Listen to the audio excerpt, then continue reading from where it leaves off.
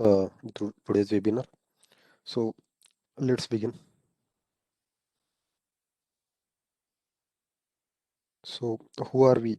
So we are the group of mixed professionals who work in Sitecore platform as developers, architect, business users, content authors, or QA, and are passionate about the Sitecore. This is the best platform to learn, present, and network. And adding to new features from like last week, that is participate and earn. You can find us on Twitter, LinkedIn, and Facebook. Do make a note of our social media handles and also like and follow us to get all the updates related to user group. So we have recently partnered with Jet2 Travel Technologies and are really excited about it. They have massive implementation on Sitecore platform and will be collaborating with us to share the best practices and also to learn the latest tools in Sitecore which they can leverage. If you are also looking for a change, then there are some Sitecore opportunities in Jet2 Travel Technologies. So you can apply from the SVG Pune portal. Please make a note of their social media handles. So we are the organizers for SVG Pune. You can get in touch with any of us if you have any suggestions or feedback for Sitecore User Group Pune. Our details can be found in on About Us page of our website, the svgpune.in. So let's talk about our today's speaker. So speaker for today is Anindita Bhattacharya. She is 6 times Sitecore MVP. Also, she is co-founder of SVG Bangalore and SVG Mumbai. And also, she is the advisor for the SVG Pune group. Currently, she is working as Sitecore Solution Architect with Conavos. Her expertise are in Sitecore XP and Experience Commerce, and she works as a remote consultant also. Please note her social media handles if you want to get in touch with her for any queries. So, without wasting much time, I will hand it over to Anindita. So, Anindita, you can share your screen. All right. Thank you. Yeah, thanks. Welcome.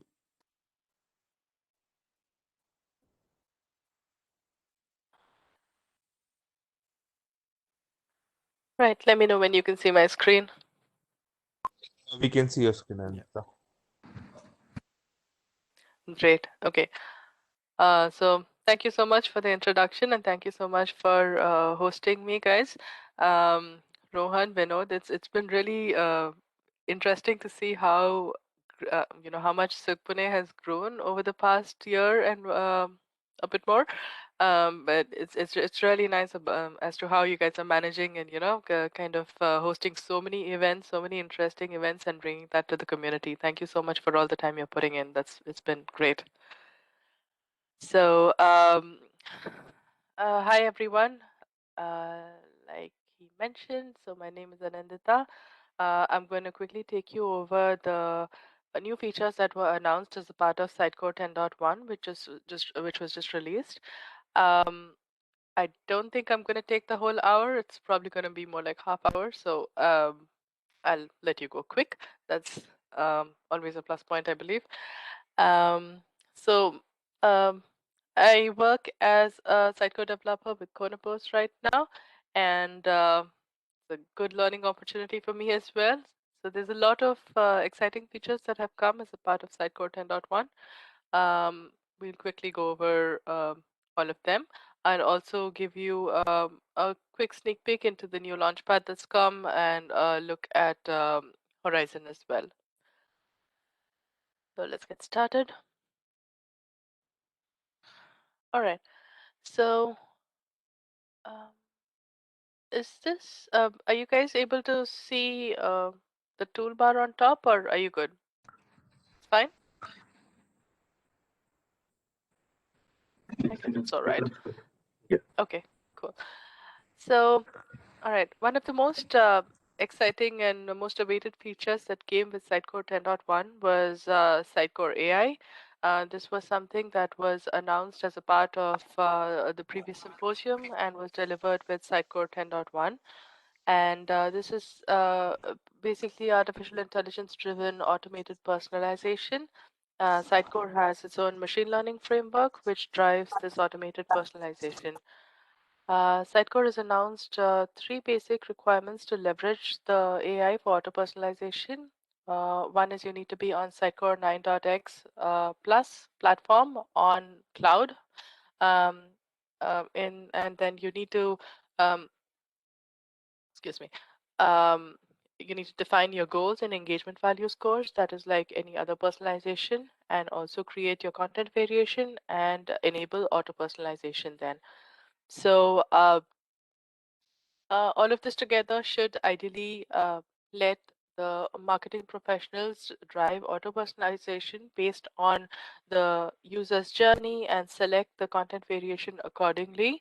So I know at this point it kind of sounds a little Harry Potterish, and I'm really looking forward to see it in action. Not yet had a chance to actually play around with that because I didn't have a cloud instance installed, but yeah, that looks really interesting, and that's one of the things I'm really looking forward to try out.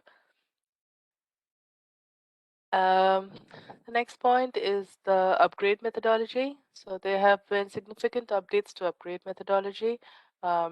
There is a unified approach for upgrade from Sitecore 8.1 onwards to Sitecore 10.1. And there's, I believe, a common update guide also that has been provided, and it is not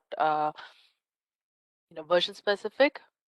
One of the biggest changes made on a very basic architecture level has been the hybrid data provider. So once you install Sitecore 10.1, if you go and query your items table in the master database, you're going to see like two rows as opposed to the all the many that we used to see in previous versions. So all the rows corresponding to the items that are a part of your Sitecore vanilla instance are no longer there in master when you create the vanilla instance. So why is that? We now have a hybrid data provider for our databases. So when you look at the content editor, you're actually seeing a merge of two things. That is the rows that are actually there in the database and the serialized items which are read from the data files on disk. So you can see on the screen on the right side, the screenshot that is there. So as a part of the vanilla install, these files actually are also added. And that's what I'm talking about when it's actually reading from the disk. So all the standard items which are like the Sitecore's internal or the system items and everything that it needs of a functioning on initial load, they are all now wrapped up using Google Protobuf library and read from disk. So this is basically a serialization library that is provided by Google. So if you were to do any updates to the existing items, like say the content node or system templates, you add new fields and stuff like that. So when you make any updates and go into the master database again and check your item table, you'll see that a row has gotten created there. So any updates made to the system items or existing items and any new items that you create, all of that is going to go into the master database. And while reading an item, the precedence is always given to the master database as opposed to the file system files itself. So that is one of the biggest architecture related updates that I have seen in this release. And so what this effectively means is that in future upgrades, all you'll need to do to upgrade the core system is to just replace these files, and there won't be any more packages to update the databases for upgrades. So that's pretty huge. And eventually it's going to have a drastic difference, I think, even from this version on itself to the publishing time, because you don't really have all the you know um, uh, the items for the of the vanilla instance which is required for Sitecore functioning. So all of that is removed from the master database. So that's definitely going to have a very good effect on the publishing time. So that's something that looked really exciting in this release. Um, the next thing, moving on, is updates that are made to Horizon. So I'm not sure if all of you have actually looked at Horizon or had a chance to play around with Horizon. It's been around for a while now. I think they introduced it some point around Sitecore 9 something.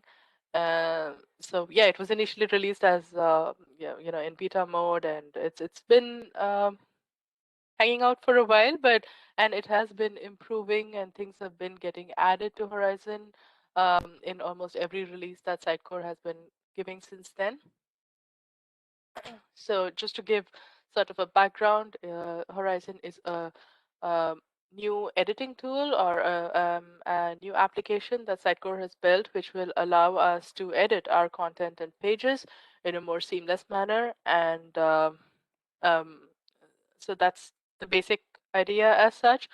Um, but there's a lot of things, again, like I mentioned initially, there wasn't um, too many things that you could do with Horizon, but that has been improving with every release. And performance-wise, if anyone who's looked at it knows that it's way faster than Experience Editor. Hopefully, it will continue to be so, even while it gets loaded up with more and more features. Excuse me. All right. So Horizon is still not available out of the box as such with the vanilla install. It is something that you need to install separately. So and it doesn't have a GUI setup as such. So you can download it from Sitecore's downloads page, and then you have a PowerShell script. So it's a little developer intensive, I would say, at this point to install it. It's not just installing a package or just next through GUI interface. So yeah, you have to update your PowerShell script with the parameters as per where you want to create the Horizons website and which Sitecore instance you want to connect it to. So what Horizon does is basically, so it creates a new website and it connects it to whatever instance you configure it to connect to and make editable. So show you that in Sitecore. So I have an 10.1 instance up. You can see we have the new UI for the Launchpad. Looks pretty sleek. And I have installed, so once you install Horizon, it's going to show up as an icon in the Launchpad here. It's probably logged me out by now. Yeah, okay. So this is the basic interface of Horizon. I haven't really added too many things here, but um, for the vanilla instance itself, you can see things are up. You can edit your pages and content, and you can publish stuff. There's a lot of different things you can do around here, and it has a very sleek interface. It's not very heavy, so that's something that I found really interesting. Some of the caveats or some of the points that I actually realized about Horizon is that it allows editing only the latest publishable version right now. So if you'd like to make edits to an older version or a version which is, which has publish restrictions on it, that has to be done only in the content editor. And Horizon also supports concurrent editing. It doesn't really lock the item during editing, and it has autosave enabled as well. You can browse through different languages based on what you have selected in your system node. So if you were to select a language in which there is no version available for the given item, so it's going to show up, and the page is going to basically be blank in that case. You won't get the content, and if you start typing on the content, um, which basically means you're entering data for this new version, for this language which doesn't have a version, it automatically creates a version for the language. So um, as opposed to having to create the language yourself, as what we do today. There's also a built-in simulator, the device simulator. That's something I thought was pretty cool without having to do anything, and it's out of the box there. And so this is something that we test nowadays anyways, so it's really good to have this right within the the application here to test different things. So that is one of the things that also looked pretty interesting. I think they have this snazzy new UI as well, including timelines, seeing your content. So yeah, um, these were the things I kind of looked at in Horizon. So going back, I haven't actually had a chance to explore it before. That's why I was quite excited about these things. I'm pretty sure anyone who's already played around with Horizon is familiar with all of this. So going back into what came new in 10.1 with Horizon, one is the search implementation. So if you look at here, so this is where the search is. And this has been added new in 10.1, where you can search for your page, content, or media, or all items, depending on what you'd like to see. One thing to note here is when you search for media, it not only gives you the media results, it also includes the pages and content where that media item is used. So it helps you to navigate around and edit your pages and content accordingly. There is currently no wildcard search, but if you try to search, if you want an exact match, you can always use double quotes to get the exact match here. That's one of the things. Now moving on to the remaining changes. Editing support for link fields and number fields has been added in this release, and also the provision to reset fields. Now you can create and edit data sources and content items from right within Horizon, and also publish with sub items. So I think you can see that here, the publish with sub items option. So all of these were added in Sitecore 10.1. So there are more and more things that you can do or can achieve without having to leave Horizon ever. I believe that's the target, I guess, right? That you be able to dynamically create a lot of pages in very quickly from within Horizon without having to switch through different editors as such. So it's almost getting to the mainstream use stage. So it's really exciting to see Horizon evolve since when it has been released. Additionally, compatibility for SXA is also being added, and you can easily enable this for your content editors. You need to. There is a bit of development work involved here, so hopefully that will get simplified in later versions as well. So that's regarding Horizon.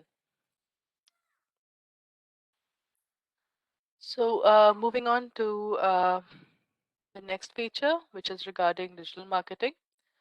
To give you some background, so you can create profile cards to save combinations of profile keys and values that you apply to your content, which basically means you can categorize your content based on rules and interactions upon which you can base marketing decisions.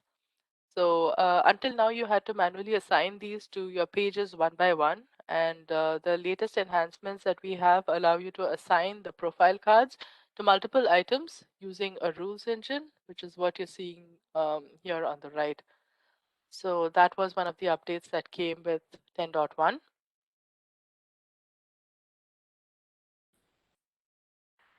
The next set of updates are with regard to Sitecore Forms.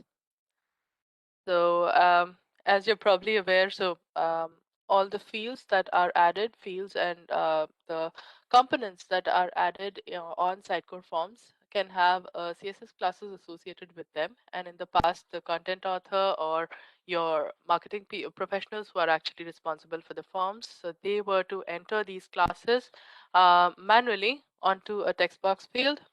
So it required a certain level of know-how, from the part of the executives who are not really developers. So, and it was also prone to errors that like any other manual entry is. So it's a pretty nice update that they've given where we as developers can create a list of classes with content author friendly names on a field by field basis.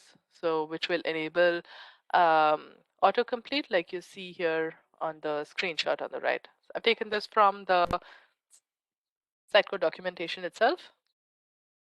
So just a heads up. So this is one of the features that came with Forms. Now, email submit action is finally here. This is something that anybody who's familiar with the web form for marketers world is going to take a long sigh about. So we had a pretty robust one with web form for marketers, and for whatever reason, it has taken this long for it to come inside Core Forms. We did have alternatives. Initially, the way of doing this was using EXM. Sorry about any background noise, but it's a Saturday. Anyways, so yeah, previously the way to do this was using Sitecore EXM, but it did seem like a little bit of a roundabout way to try and achieve something as simple as just send out an email. If that's what you wanted to do, you just wanted to send out a plain simple email along with the form data submitted. So it was it was a little roundabout way to do that. And we did have a lot of, I guess, add-ons available in the market as well that achieved this, but having it out of the box definitely makes things a lot simpler for us as well, and it's preferred. So this is like I mentioned, out-of-the-box solution to send emails without needing to utilize EXM. You can easily edit the messages using the rich text editor and also incorporate the information that needs to be submitted from the form itself. There's an address book that has been added, so this is new, and this allows us to define and easily select the sender's email address. So you can manage a list, and just from that drop down, you can select the sender email as well in the emails that you compose. Apart from this, we also have the ability to create custom validators based on existing regular expressions. So, and these are the validators that you can make available on the form fields. There was just one caveat, I believe, that was mentioned regarding the use of, um, or rather, avoiding the use of multiple validators of the same type on a single field. So things like telephone and email, which are both regular expression type of validators, should not be ideally used on a single field itself, as you know, it would lead to conflicts. So that's about it with regard to forms. On to the next. All right, the next set of updates is with regard to xConnect. So the contact behavior profile calculated facet, it stores the matched profiles and patterns for a contact, and it is represented by this class, the contact behavior profile class. And there are now two ways to calculate this facet. So with the new approach, the calculated facet contains the aggregated profile scores from all the interactions, as opposed to the previous version where it just used the latest interaction. So that has been an update that has come in this version. With regard to role scaling and configuration, the XDB reporting role has been combined with the content management role.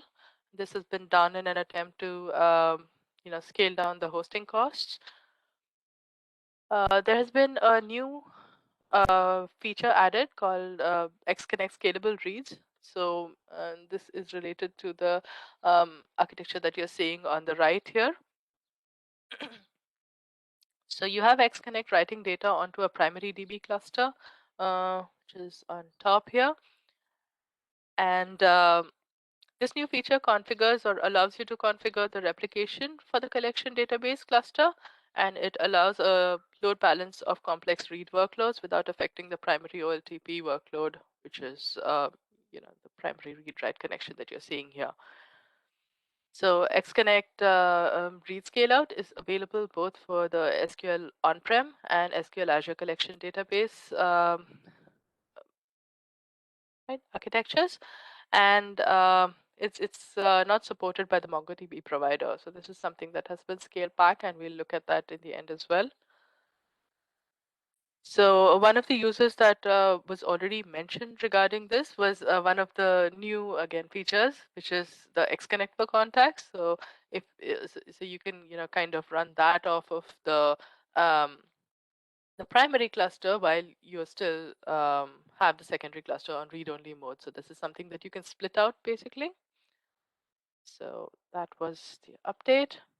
Now, with regard to contact IP addresses, the CD role stores all the incoming contact IP addresses in the XDB reference data database. So the IP addresses are encrypted using the MD5 algorithm, and a random security string or a salt can be specified in the Sitecore Analytics tracking config file. So this is, I guess, good to know, mainly if you're trying to do an upgrade and you need to have this set up right, because this was a change made in the current version. The xConnect data purge for contacts is a new tool that was added, and it lets you clean up unused analytical data to release the space and to remove the irrelevant data.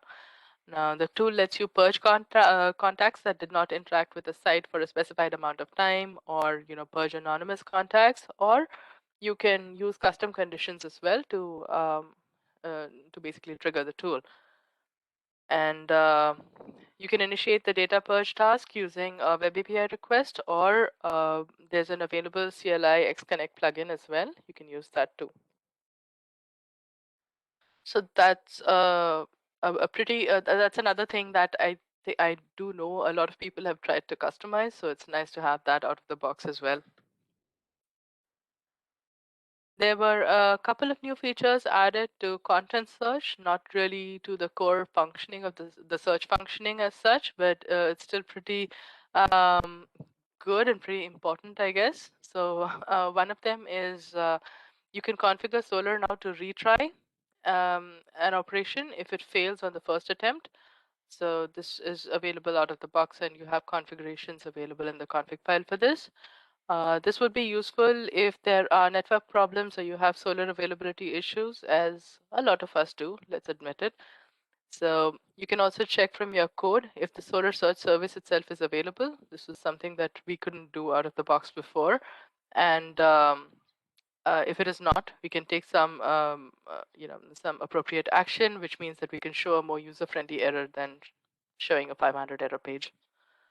So those are the two updates, I believe, with regard to content search. That's configuring the Solar to retry, and also to programmatically check if the Solar service is up or not, and handle that accordingly. Right. So the next point is with regard to CLI, or the command line interface. So Sitecore now has a command line interface where you can do things like install and remove packages or plugins. So it's pretty similar to NPM if you think of it that way. That's pretty cool. And the CLI can be extended using a plugin model, and it can be integrated with NuGet as well. So in the future, you could create a module with code updates and also item updates, and push the entire thing into NuGet. And you could also install such modules with both code and item updates from NuGet directly. So that's an advanced. That's something that is a new feature, especially as opposed to the traditional way of doing things, that is installing Sitecore packages for the item updates. So that is one of the new updates that have come with regard to CLI. I think they've also provided us with some default plugins. A couple of them was what I saw. One was the one that we just saw in, I think, the previous slide, regarding the xConnect data purge tool. And there are a couple more as well, which have been provided. But as developers, we can create more custom plugins as well, and use them from CLI. So this opens a whole new platform for us to kind of host our modules and test them and make sure they're all reusable from this format as well. With regard to GeoIP, so it is now possible to use GeoIP rules for personalization, and there are 3 levels of GeoIP data retrieval now, as opposed to the 2 that there were before.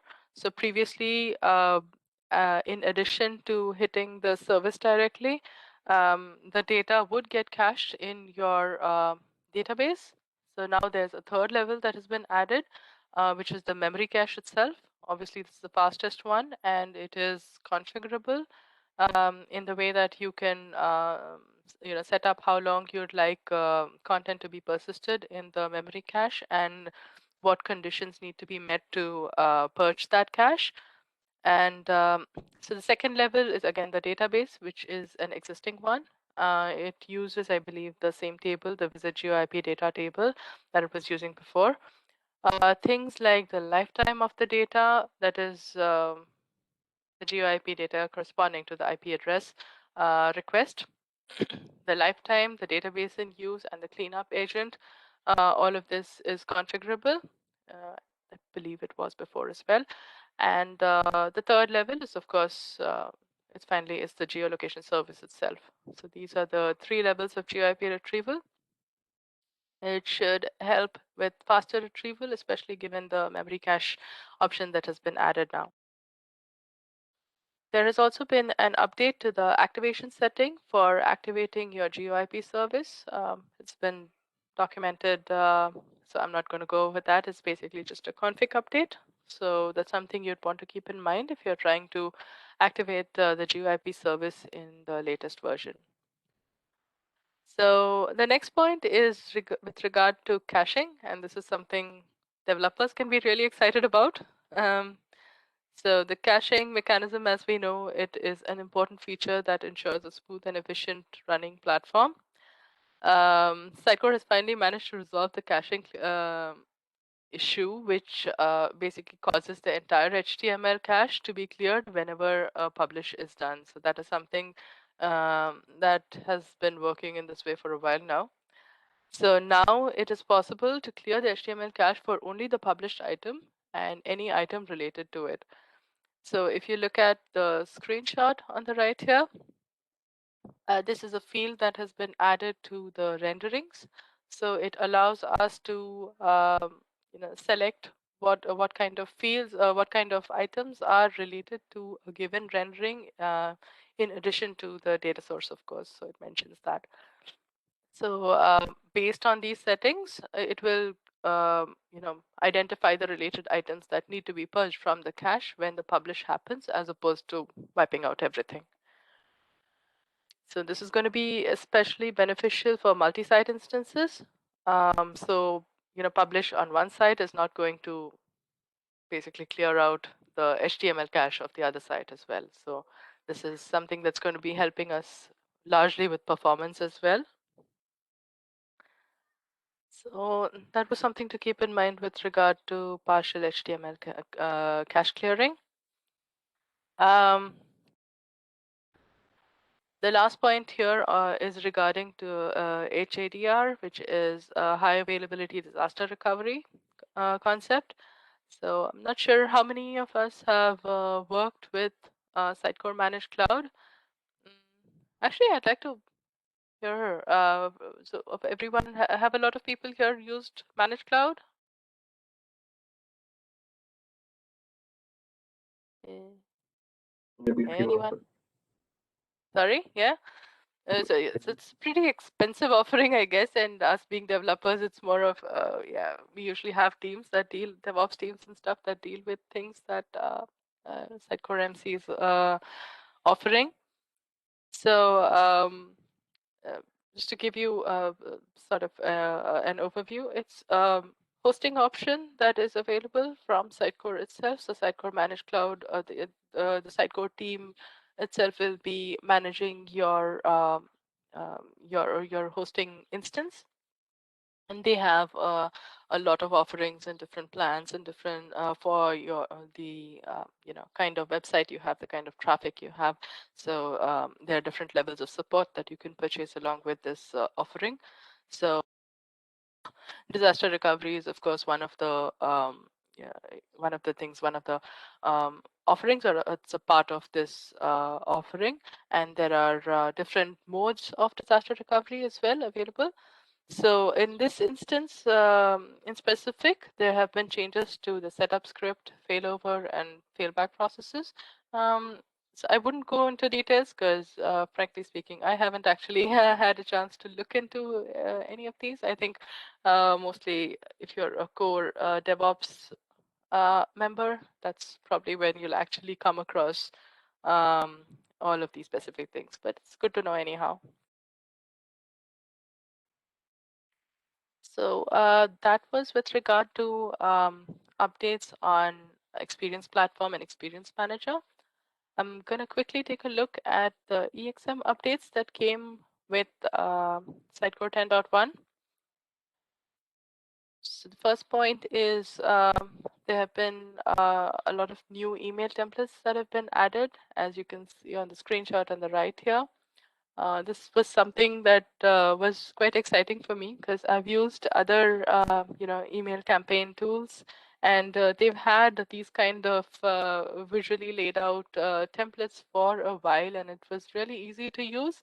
So it's nice to see Sitecore also giving us that provision with a lot of different um, templates available now to choose from with these different varied layouts. So that's something that has been added as a part of this release.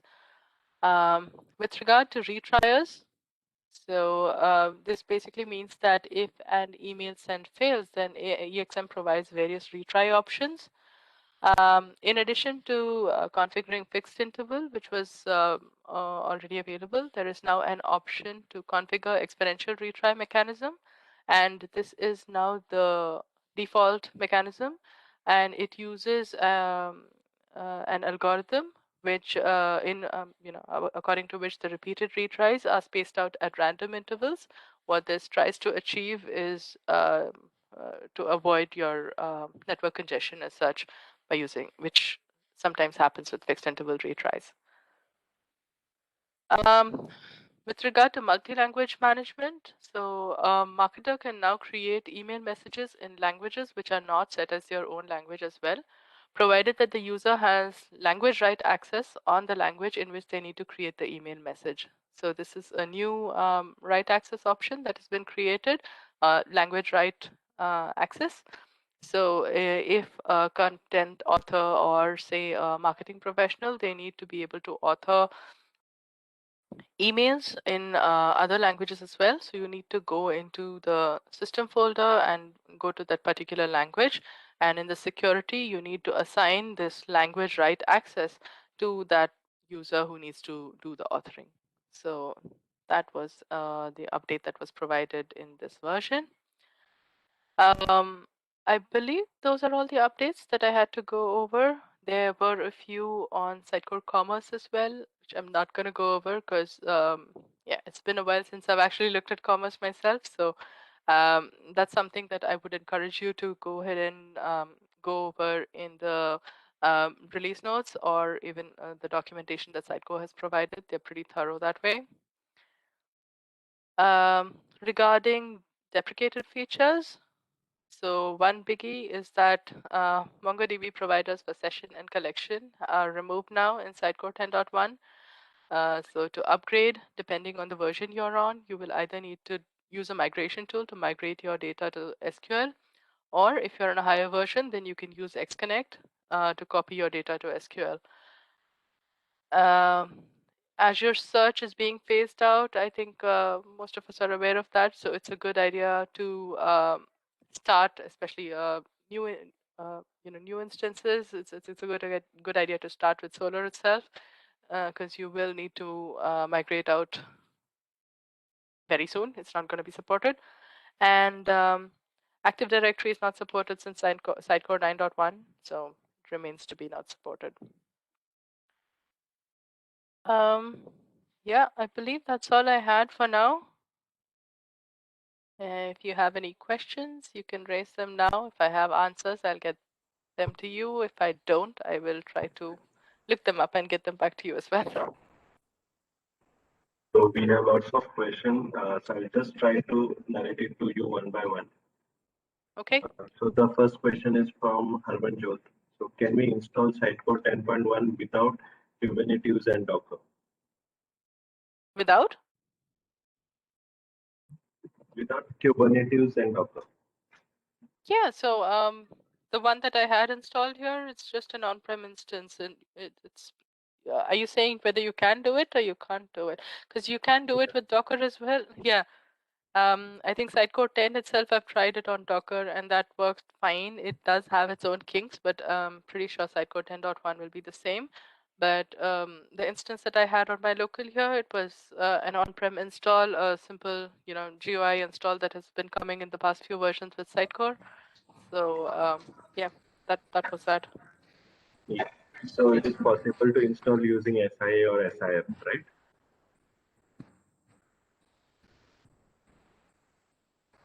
Yeah. Am I audible? Oh, sorry, I wasn't audible, I guess. So yeah, I haven't actually done it with the SIF PowerShell script as such, but I just use the GUI, the SIA install.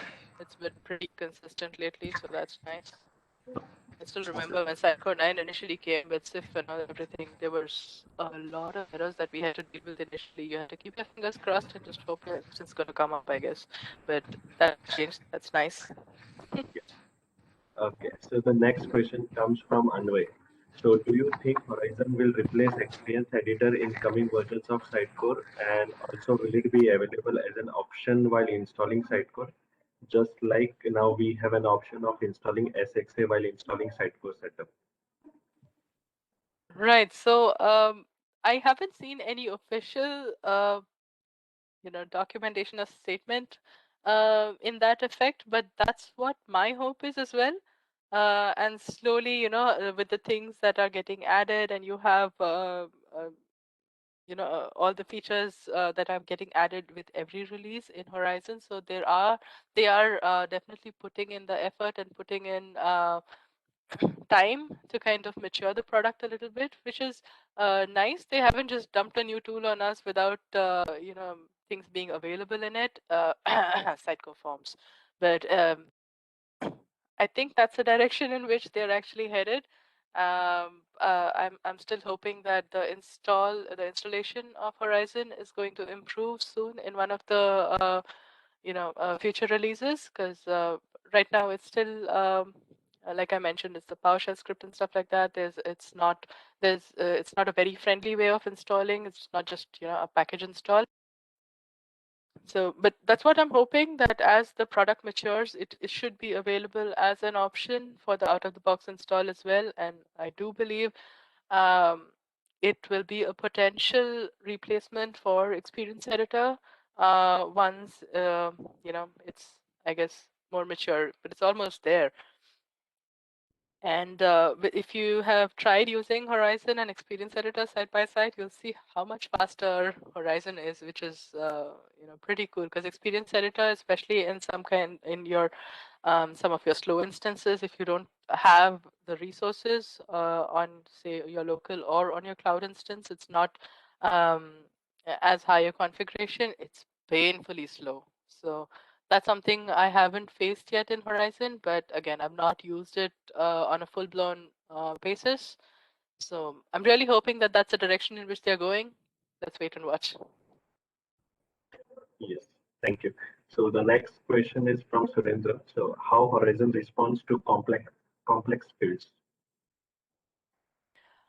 I believe right now they have only given out-of-the-box support for checklist fields, and there was regard to our drop down. So they've not really given any additional support regarding the link fields, the drop link fields, and tree lists and stuff like that. But you do have um, um, a content mode here directly, which should show you.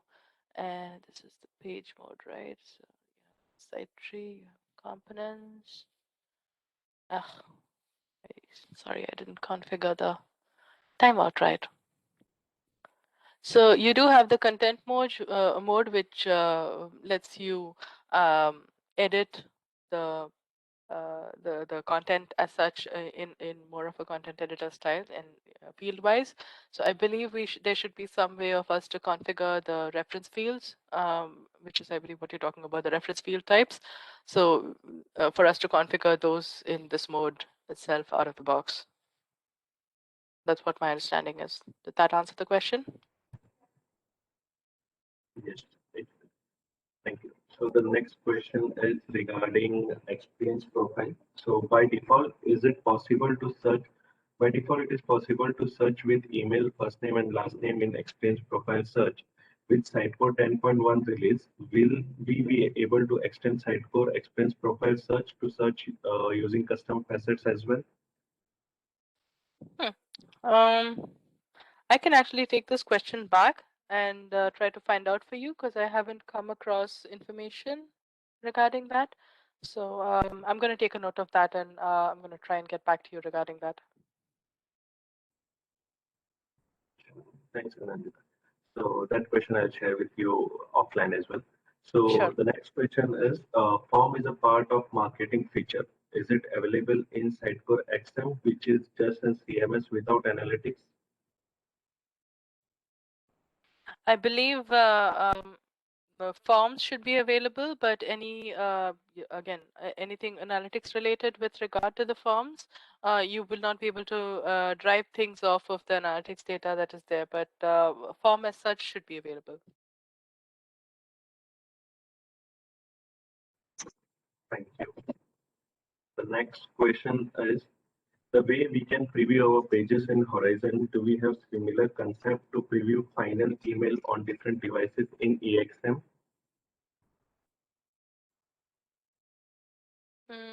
Not that I have seen. This would be another question that I can take back, please. Sure. So just a minute. Okay, so do you have any bugs that you have found in Sitecore 10.1? And is there any reason some severe bug in some module to not upgrade to Sitecore 10.1 or wait till the bug fixes are done? So far from what I have played around, and it's really not been uh, too much because it's just for this presentation. I haven't come across any breaking changes which would stop me from moving on to Sitecore 10.1. I'm actually working on one of the projects in Konobos itself, which for which we have, at least on local, I've kind of migrated to the 10.1 instance. Almost all the things are, everything I have worked on. It's not a very complex website, so that should be told. But everything has been working fine, even with 10.1. I have been working on that instance for quite a few weeks now. So you're including your content search and stuff like that. All of that is working as expected. I haven't come across any other um, red flags which should stop you from using 10.1 yet. Thank you. So the next question comes in, which migration tool need to use for migrating analytics data? So I'm only aware, I guess, with regard to your your contact information and analytics data as such. So if you're on, I guess before 9+, where you had xConnect. So previous to that, there is a migration tool that's available on the downloads page itself for migrating your analytics data to latest versions. But in case you're on 9+, it kind of makes your life much easier because you can use xConnect itself to migrate any data that you'd like to newer version as well. Yes, thank you. So the next question is, how easy it is to implement .NET Core renderings with 10.1, considering .NET Framework 4.8 is final from Microsoft? Sorry, can you repeat that? Yeah. So it is how easy it is to implement the .NET Core renderings with Sitecore 10.1, considering .NET Framework 4.8 is the final version from Microsoft.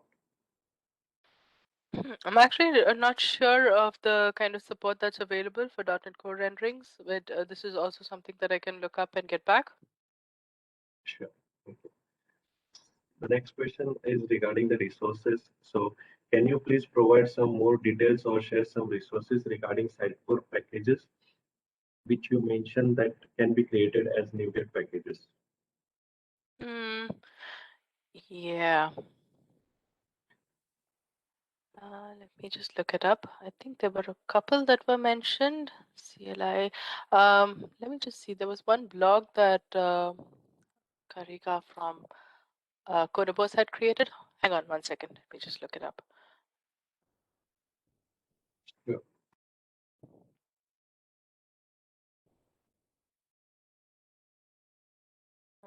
So with regard to CLI, no, he's not given the example. Hang on. So just to show you what I'm looking at, actually. There was a blog post that one of my colleagues had written. That's what I'm looking at right now. So he's kind of given a view of the Sitecore CLI. An example of what it would ideally look like. So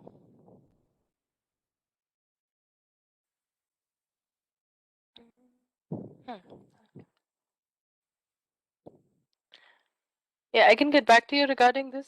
Oh yeah, Sitecore provides a serialization and publishing plugin apparently, and there is documentation available regarding this in the Sitecore documentation itself. So you can just go in and look at the Sitecore 10.1 updates in the CLI extensibility module.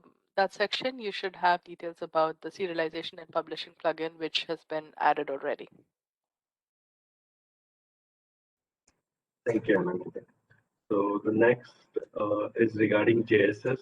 Okay, so what are the benefits of implementing headless architecture, or when any organization should go with headless architecture? Right, so I don't think this is specifically, I guess, 10.1 thing, but so anyone with a lot of JSS experience here, unfortunately, I don't have much, and what I know is more about, I can prattle on about, omni-channel implementations, but have any of you worked on JSS? I guess I would open the question out because a lot of people have more experience in JSS than I do, and they'd be able to answer this better. Okay, or else we can take this question in Sitecore lunch. So I'll just move to the Sure. next question. Sure, that'll be good. So it'll be good to kind of hear from people who have a lot more experience on JSS, because yeah, they'll give better answers than me. Yes. So another question is, can we use WFM with 10.1 or is it deprecated? No, that horse died long back. I think it died with some Sitecore 9 point something itself. So WFM is no longer supported, and there's no upgrade path as well. So if you're stuck with trying to upgrade something with Webform for Marketers to Sitecore 10 plus, you pretty much have to rebuild your forms. Okay. Thank you. So do we have option to publish to multiple web targets in Horizon? Right now, I actually didn't look. Let's see if there is something.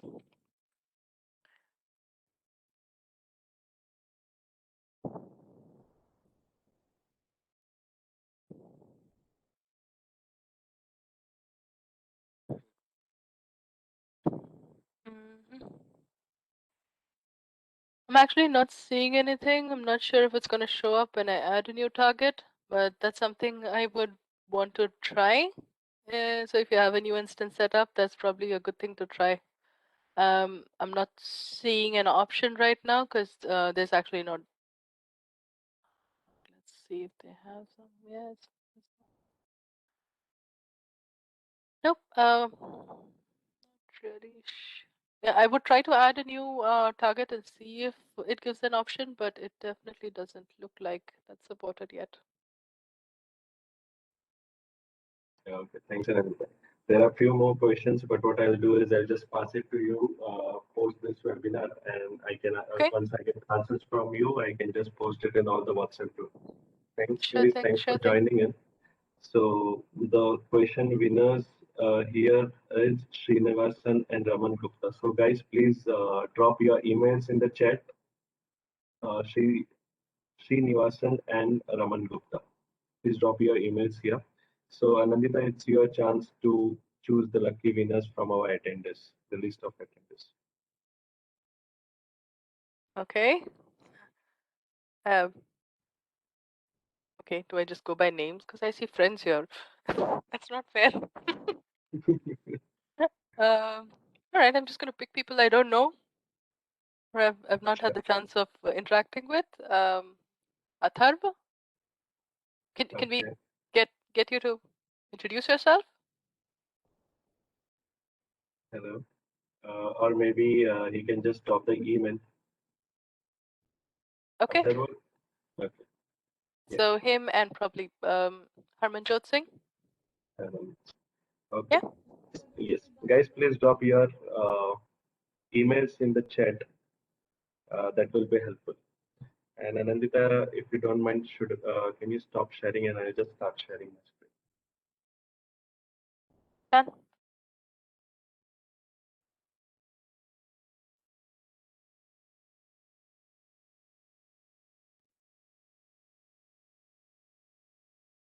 Okay. So thank you, Anandita, for a wonderful session. What's next is, first of all, I would like to thank each and everyone who is on the call. Thank you for sharing your valuable time with us. Secondly, I would like to again thank our speaker, Anandita, for presenting a good, knowledgeable session. Last but not least, we want to thank our partner, J2 Travel Technologies, for sponsoring this event. And also, winners will get their Amazon vouchers in 3 working days on their email ID.